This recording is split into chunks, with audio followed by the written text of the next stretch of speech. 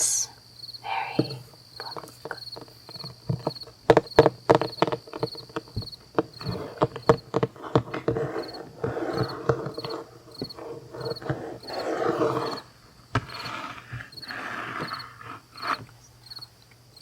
Focus on how you can vaguely see the shape of face in a giant O.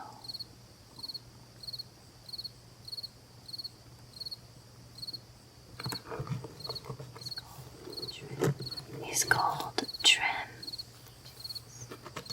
pages.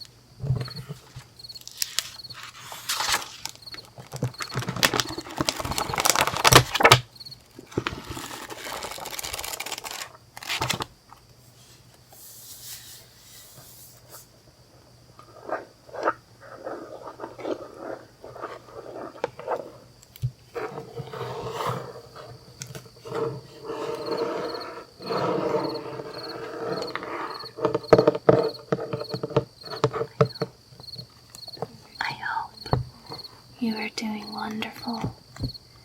I hope you are comfortable, warm.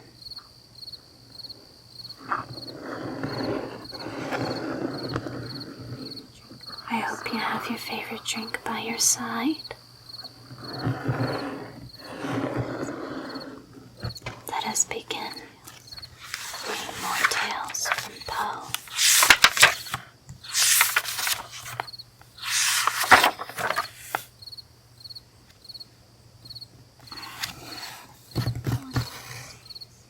One of these days, we'll read the introduction, but today is not that day. Oh, where have we left off?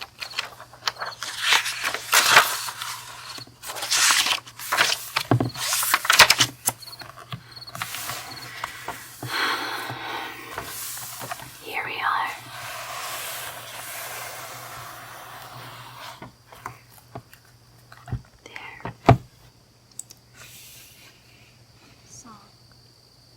Song is our first poem for today. I saw thee on thy bridal day, when a burning blush came o'er thee, though happiness around thee lay, the world all love before thee, and in thine eye a kindling light, whatever it might be, was all on earth my aching sight of loveliness could see. That blush, perhaps, was maiden shame, as such it well may pass, though its glow had thraced a fiercer flame in the breast of him. Alas! Who saw thee on that bridal day, when that deep blush would come o'er thee, though happiness around thee lay, the world all love before thee?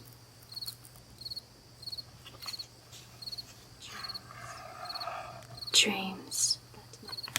Oh, that my young life were a lasting dream, my spirit not awakening till the beam of an eternity should bring the morrow.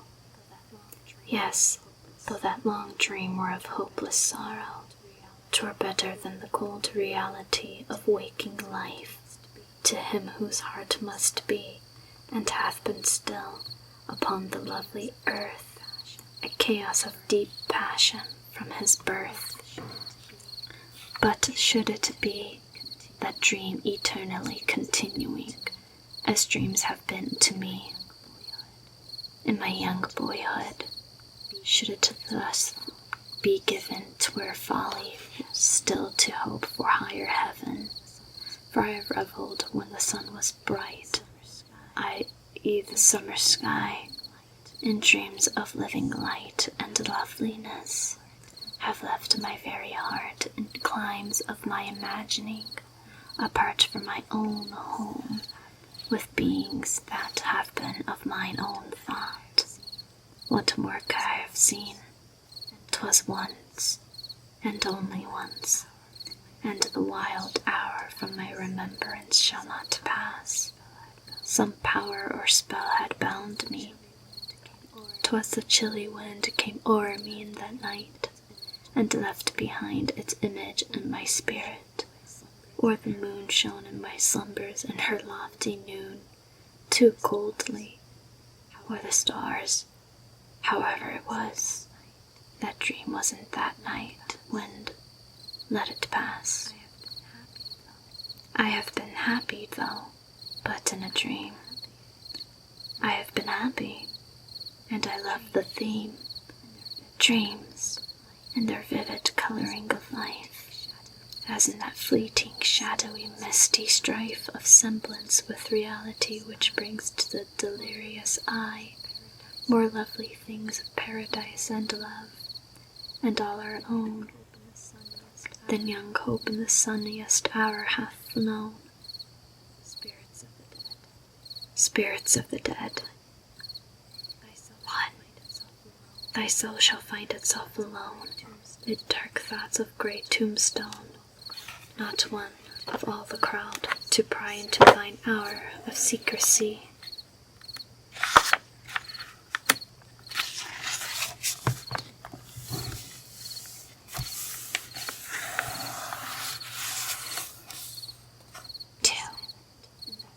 Be silent in that solitude which is not loneliness, for then the spirit of the dead who stood in life before thee are again in death around thee, and their will shall overshadow thee. Be still. 3. The night, though clear, shall frown, and the stars shall look knocked down from their high thrones in the heaven, with light like hope to mortals given, but their red orbs, without beam, to thy weariness shall seem as a burning and a fever which would cling to thee forever. 4. Now our thoughts thou shalt not banish, now our visions ne'er to vanish. From thy spirit shall they pass no more, like dewdrop from the grass. 5. The breeze, the breath of God, is still, and the mist upon the hill, shadowy, shadowy yet unbroken, is a symbol and a token, how it hangs upon the trees, a mystery of mysteries.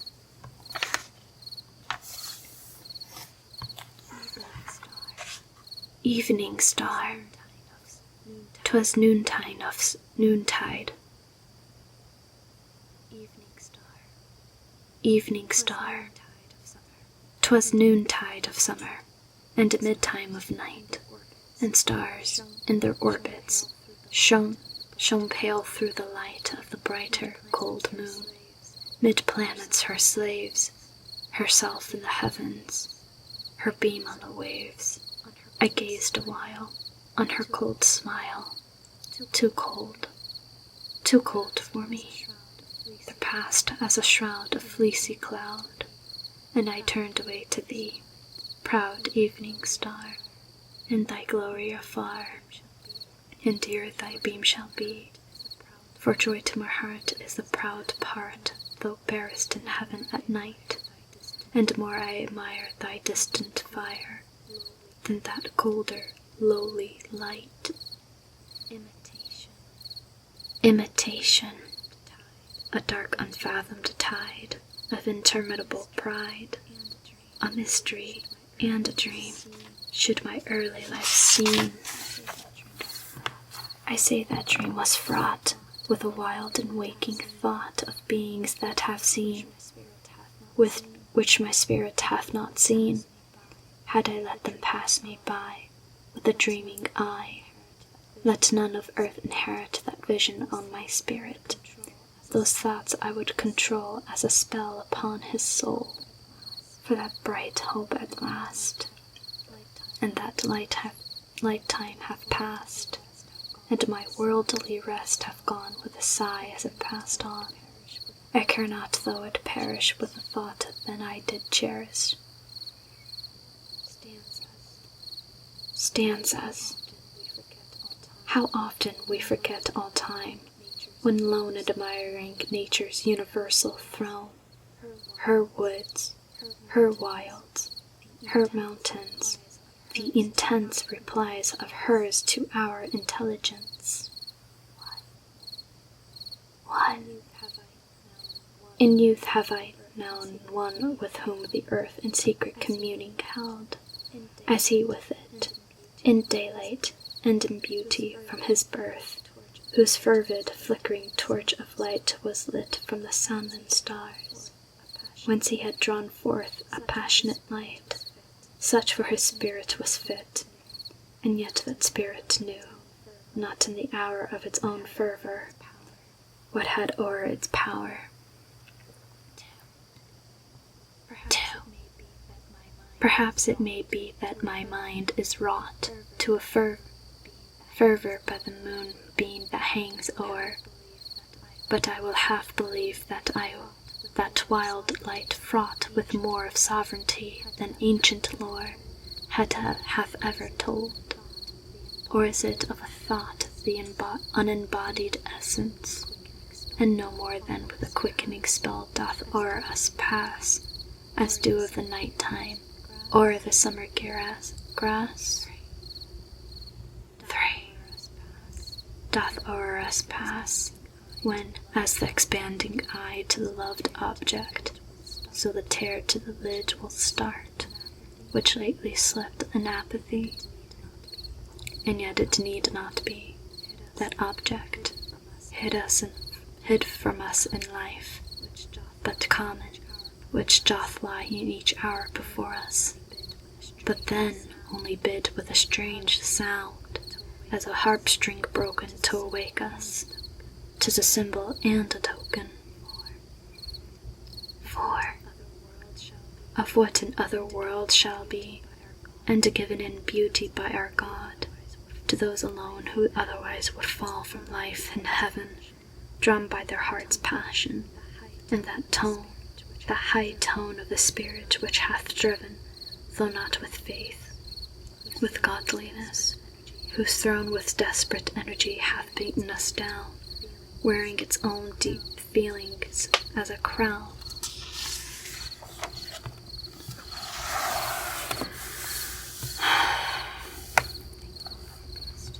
I'm thankful that the beast in the background has finally fallen asleep.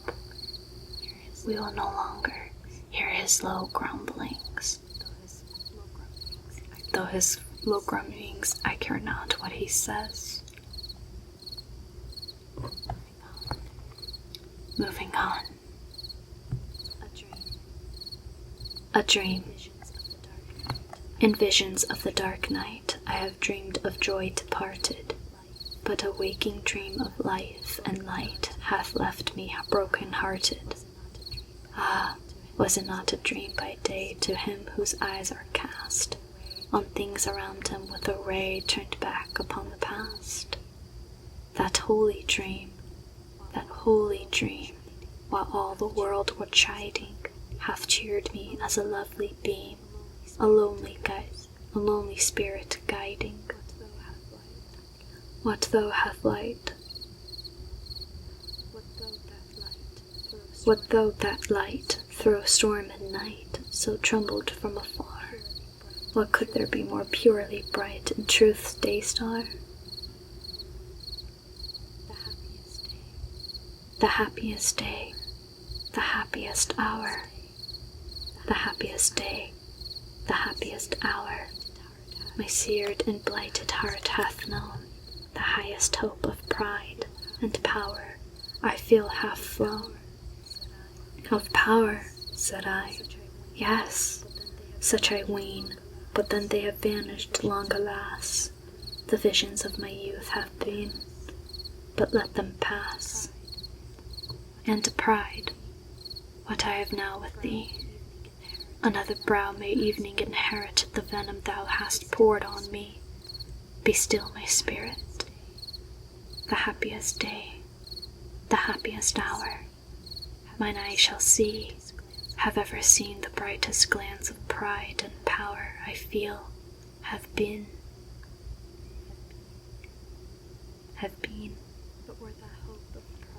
But were that hope of pride and power now offered, with the pain even then I felt, that brightest hour, I would not live again.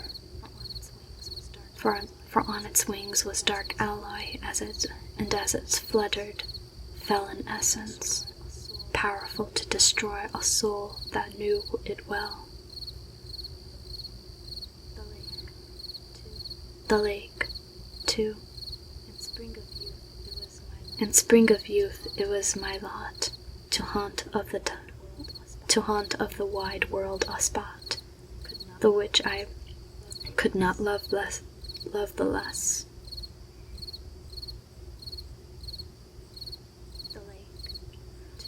The lake, too.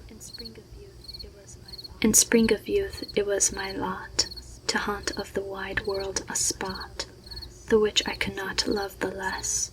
So lovely was the loneliness of a wild lake, with black rock bound, and the tall pines that towered around.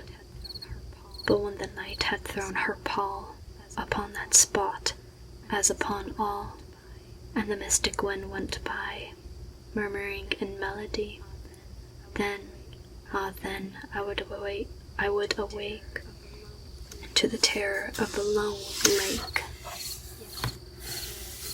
Yet the terror was not a fright, but a tremulous delight, a feeling not the jeweled mind could teach or bribe me to define, nor love, although the love were thine. Death was in that poisonous wave, and in its gulf a fitting grave, for him whose thence could solace bring to his lone imagining, whose solitary soul could make an Eden of that dim lake. Sonnet to Science. Science, true daughter of old time thou art, whose alterest all things with thy peering eyes. Why preyest thou thus upon the poet's heart, vulture, whose wings are dull realities? How should he love thee, or how deem thee wise, who wouldst not leave him in his wandering, to seek for treasures in the jeweled skies, albeit he soared with an undaunted wing? Hast thou not dragged Diana from her car, and driven the Hamadryad from the wood to seek a shelter in some happier star? Hast thou not torn from the Naiad from her flood, the elfin from the green grass, and from me the summer dream beneath the tamarind tree?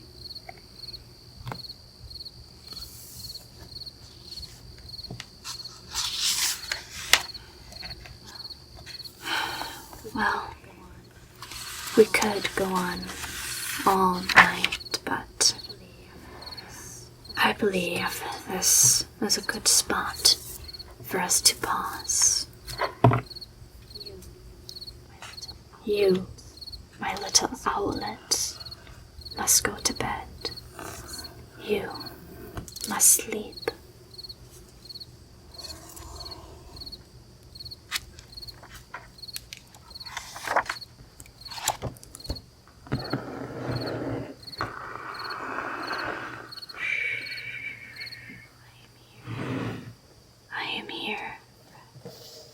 Do not fret.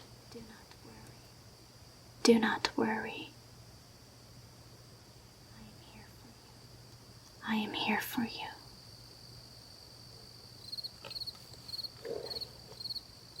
Good night, and sleep well, my little owlet.